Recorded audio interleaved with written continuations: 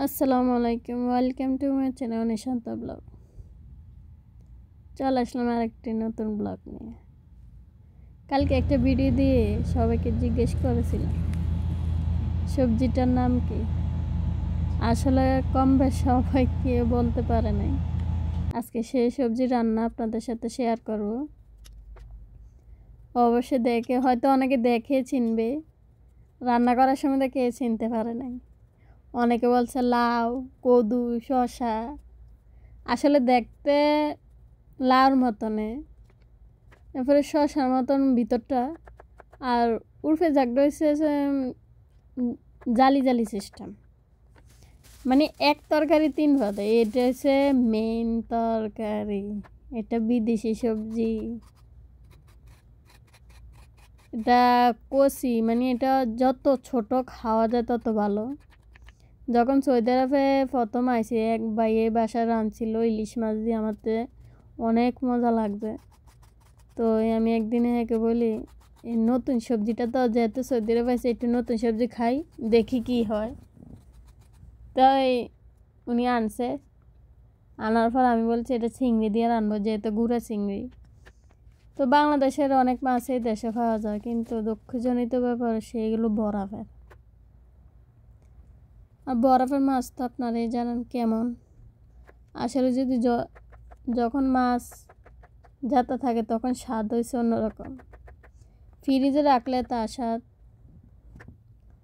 প্রায় অনেক কমে যায়, যার কারণে তরকারি রান্নলো এতটা, মানে বাংলাদেশের মতন কোনো স্বাদই আসে না। এই দেশে যারা নতুন নতুন সৌদি আরব পায়, কেউ আলু খাইতে পারে না, কেউ টমেটো খাইতে পারে না, ফানি দোগুলোও খাইতে পারে না। আলু মিষ্টি লাগে, টমেটোও মিষ্টি লাগে, মানে কোনো কিছুই স্বাদ নাই। যখন আপনি 2-3 মাস থাকবেন সৌদি আরব, তখন সব কিছুর স্বাদ একটু একটু ভালো লাগবো, এরপরে সব কিছু স্বাদ বোঝা যায়। তো আজকে গুঁড়া চিংড়ি দিয়ে রানবো। এগুলো কিন্তু অনেক ছোট ছোট চিংড়ি, যার কারণে ভালোভাবে পরিষ্কার করা হয়েছে, কিন্তু মাথা হালাই নেই, কারণ অনেক গুঁড়া, অনেক ছোট ছোট চিংড়ি। তো এইসব আসলে অনেকে আস্তায় রান্নাবান্না করে। আমার কথায় অনেক সমস্যা থাকতে পারে, আসলে নতুন পেজ চালাই তো কথার মধ্যে প্রচুর ভুল ত্রুটি হবে। আমি যদি ভুল ত্রুটি ঠিক করতাম যাই, আমার ভিডিও করতে করতে দিন যায় রাইতে হইব। তাই আমি ভুল ত্রুটি আস্তে আস্তে ভিডিওতে ঠিক করব, মানে দৌড়ে যে ঠিক হবে তা না, কিন্তু চেষ্টা চালিয়ে যাইতেছি করার জন্য। কিছু করার নাই, কখনো শুদ্ধ কখনো অশুদ্ধ। আপনাদের সাপোর্টে হয়তো তাও ঠিক হয়ে যাবে। চিংড়িগুলোকে ভালোভাবে ধুয়ে নিলাম, সুন্দরভাবে পরিষ্কার করে। এখন হলদি আর লবণ দিয়ে একটু ভেজে নেব, যাতে চিংড়িটা লাল হয়ে যায়। চিংড়ি লাল না হলে ভালো লাগে না।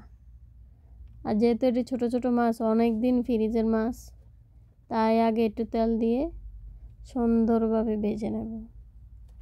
চিংড়ি কার কার পছন্দ? আসলে আমি মনে করি যাদের অ্যালার্জি আছে তারা চিংড়ির শত্রু। আলহামদুলিল্লাহ এসব কোনো কিছু নাই, তাই খাইতে পারি। কিন্তু আমার চিংড়ি অনেক মজা লাগে, কিন্তু দেশের চিংড়ি। একবার চাঁদপুরের চিংড়ি খাইছিলাম, অনেক স্বাদ লাগছে। মানে দেশে থেকে এক ভাই আনছিল, তা আমাদেরকে দিছিল। এটা গতবার বিয়ে সৌদি আরব আসার পর অনেক স্বাদ লাগছে চিংড়ি। বাংলাদেশের থেকে কিন্তু এ দেশের চিংড়ি সস্তা, যেটা সমুদ্রে পাওয়া যায়, কিন্তু বাংলাদেশের মতো স্বাদ নাই। দেশি খাবারের মতো স্বাদ আমি বিদেশে এখনও আজ পর্যন্ত পাই নাই। বিদেশের জিনিস খাইতে খাইতে হয়তো বিদেশিটা একটু ভালো লাগে, কিছু করার নাই। সব কিছু অভ্যাস করতে হয়, নইলে চলাটা অনেক কঠিন। যারা নতুন নতুন আসে তাদের জন্য তো অনেক সমস্যা। তো আমি তো এ নিয়ে 2বার সৌদি আরব আইছি, যার কারণে আমি সব কিছু একটু ভালোই লাগে, কিন্তু দেশের খাবার অনেক মিস করি। তো এটা নতুন, যেহেতু নতুন সবজি, তো ভালোভাবে পেঁয়াজ রসুন এনে কোনো মশলা অ্যাড করি নাই, কারণ যখন মশলার কাজ করবো তখন মশলা অ্যাড করব। আমরা কুমিল্লাতে বেশিরভাগ অন্য তরকারিতে মশলা অ্যাড করে না, মাছের তরকারি হোক বা যে কোনো তরকারি মশলা দিই না। মশলা জাতীয় খাবার আমরা মশলা ইউজ করি। তো আমার আলুগুলো কষানি হয়ে গেছে। এখন বিদেশি সবজি, এটার নাম হয়েছে, এটার নাম বলতে মনে নাই, এটার নাম হচ্ছে কুস্তা।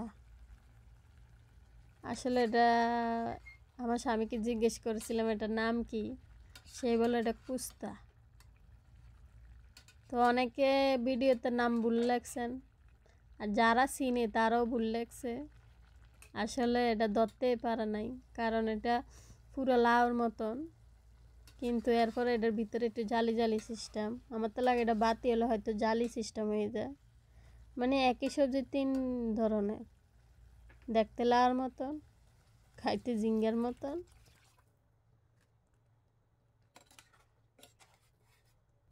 স্বাদ অনেক, চিংড়ি দিয়ে রাঁধছিলাম, অনেক স্বাদ হয়েছে, মজাও লাগছে। আসলে এসব সবজি ঠান্ডা, যত খাবে না তো স্বাস্থ্যের জন্য ভালো। তো আমার রান্না বান্না শেষ, ধন্যবাদ দিয়ে দিলাম আজকে এই পর্যন্ত। আল্লাহ হাফেজ, আবার দেখা হবে নতুন আরেকটি ভিডিওতে।